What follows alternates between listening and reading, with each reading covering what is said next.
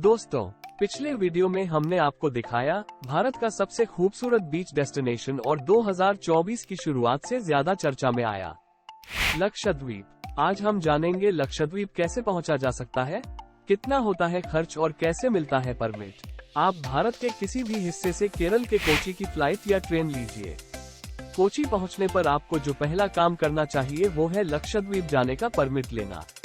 भारत में कुछ ऐसी संवेदनशील या संरक्षित जगहें हैं जहां जाने से पहले आपको प्रशासन से अनुमति लेनी होती है। लक्षद्वीप भी ऐसी ही एक जगह है। कोची में वेलिंगटन आइलैंड इलाके में लक्षद्वीप प्रशासन का दफ्तर है। आप यहां जाकर परमिट के लिए अप्लाई कर सकते हैं। अपनी यात्रा शुरू करने से पहले आप परमिट के लिए ऑनलाइन भी अप्लाई कर सकते हैं। लक्षद्वीप एडमिनिस्ट्रेशन के इस वेबसाइट पर जाकर आप ऑनलाइन अप्लाई कर सकते हैं। अप्लाई करते हुए आपको यात्रा की तारीख, आइलैंड, दस्तावेजों को अपलोड करना होगा। ये सब चीजें अगर 15 दिन पहले कर दे तो बेहतर रहेगा। परमिट 30 दिन के लिए रहता है और इसकी फीस 300 रुपये है। एयरपोर्ट में आपको 300 रुपये ग्रीन टैक्स के भी देने होंगे। एक बात और, संभव है कि स्कूबा डाइविंग या वाइल्ड लाइफ फोटोग्राफी के लिए आपको कुछ और अनुमति लेनी हो। अब परमिट तैयार है तो चलिए सफर शुरू करते हैं। दोस्तों, लक्षद्वीप आप दो तरीके से पहुंच सकते हैं। पहला फ्लाइट, दूसरा जल जहाज। इन दोनों ही तरीकों के लिए आपको केरल के कोची आना ही होगा। लक्षद्वीप के लिए कोई सीधी फ्लाइट कोची के अलावा कहीं से नहीं है। कोची पहुंचने पर अगर आप फ्लाइट से लक्षद्वीप जाना चाहते हैं तो अगत्ती के लिए फ्लाइट उपलब्ध है।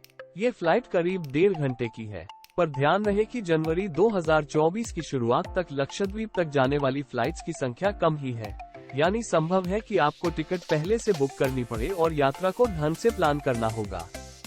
फ्लाइट के अलावा आप जहाज से भी कोची से लक्षद्वीप जा सकते हैं। लक्षद्वीप प्रशासन की वेबसाइट के मुताबिक अगत्ती और बंगाराम आइलैंड के लिए कोची से फ्लाइट्स उपलब्ध हैं। अगत्ती में सिर्फ एक हवाई पट्टी है। हालांकि ऑनलाइन सर्च करने पर आपको कोची से फ्लाइट सिर्फ अगाती की मिलेंगी, वो भी सीमित।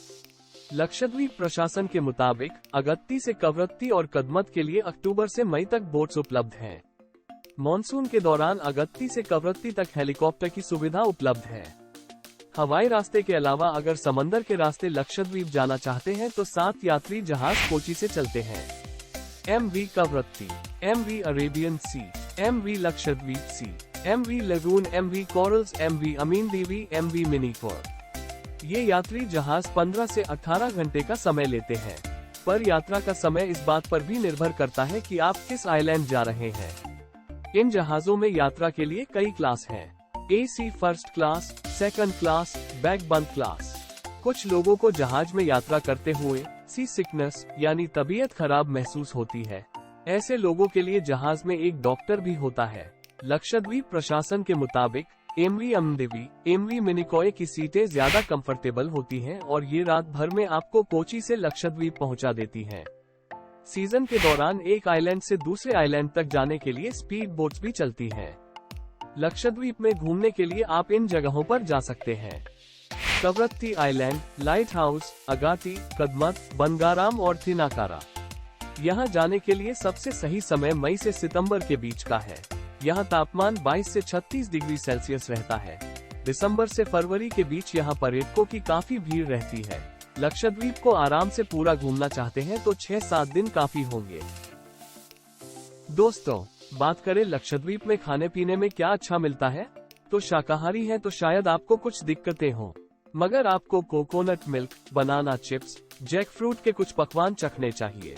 और अगर आप मांसाहारी हैं तो आपके लिए लक्षद्वीप एक अच्छी जगह हो सकती है। आप अपनी पसंद के हिसाब से सी फूड भी आजमा सकते हैं। दोस्तों, अब बात करते हैं सबसे अहम पॉइंट की, लक्षद्वीप जाने में कितने रुपये खर्च होंगे। तो जवाब है कि आप किस सीजन में लक्षद्वीप जा रहे हैं और कितना पहले से प्लानिंग करके जा रहे हैं, इस आधार पर आपकी लक्षद्वीप यात्रा का खर्च तय होगा। साथ ही कहानी में बताई कीमतें आपकी मोल भाव की क्षमता के आधार पर कम या ज्यादा हो सकती हैं।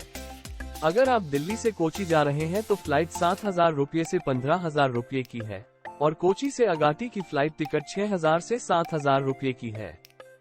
कोची से जहाज के रास्ते अगर आप लक्षद्वीप का आनंद लेना चाहते हैं तो कई प्राइवेट कंपनियां टूर पैकेज करवाती हैं। 2 दिन से 5 दिन तक के पैकेज में कई आइलैंड घुमाए जाते हैं और इस पैकेज की कीमत 15,000 से 60,000 रुपये तक की है। बनगाराम में कॉटेज लगभग 18,000 रुपये का मिल सकता है।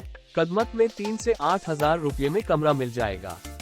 अगाती में 1500 से 3,000 रुपये से कमरे में रुकने की व्यवस्था हो सकती है।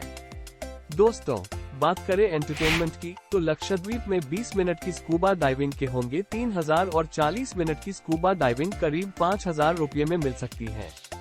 स्नॉर्कलिंग के पैकेज 1,000 रुपये से शुरू होते हैं।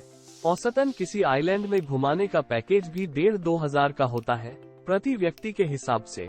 एक द्वीप से दूसरे द्वीप तक जहाज से जा रहे हैं तो लगभग 4 से 8,000 रुपये लग सकते हैं। सबसे अहम बात, लक्षद्वीप में एटीएम या ऑनलाइन पेमेंट करने में शायद दिक्कतों का सामना करना पड़ सकता है, तो बेहतर है आप कैश ले जाएं। आखिर में बात ये कि लक्षद्वीप घूमते हुए ही आप सोशल मीडिया पर वहां की अपडेट्स पोस्ट करना चाहते हैं तो शायद कुछ परेशानी आए। फिलहाल इंटरनेट की सुविधा हर जगह बहुत तेज नहीं है।